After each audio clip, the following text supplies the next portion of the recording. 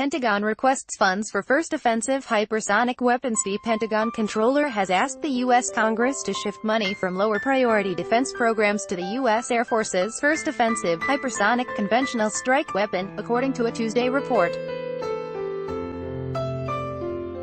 As part of a process known as an omnibus reprogramming request, the Pentagon requested that Congress allocate precisely $20 million for an air-launched hypersonic attack weapon, which travels 5 times the speed of sound, a Bloomberg report noted.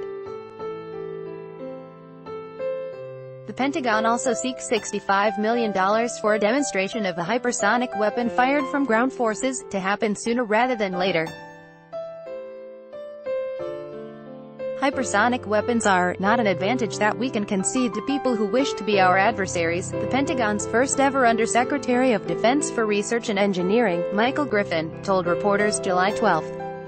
"You're going to see our testing pace stepping up, and you're going to see capability delivery in the early 2020s, right through the end of the decade," said Griffin, a former administrator of the National Aeronautics and Space Administration.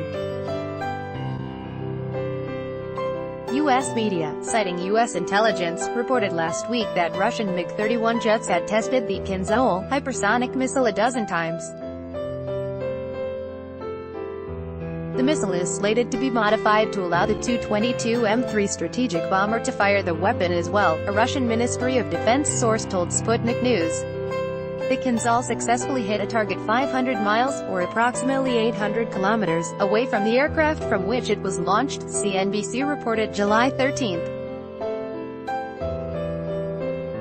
"How close they are to operational, I just don't know," Griffin said last week of Chinese and Russian hypersonic weapon systems.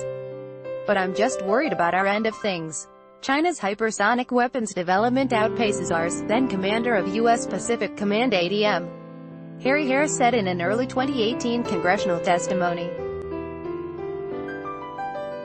Harris, who was sworn in as U.S. ambassador to South Korea on June 30, said the U.S. was falling behind in hypersonic arms development. U.S. Air Force Gen. Paul Selva also said in congressional testimony earlier this year that Moscow and Beijing moved out pretty smartly in this sphere, noting that the United States had lost our technical advantage in hypersonics.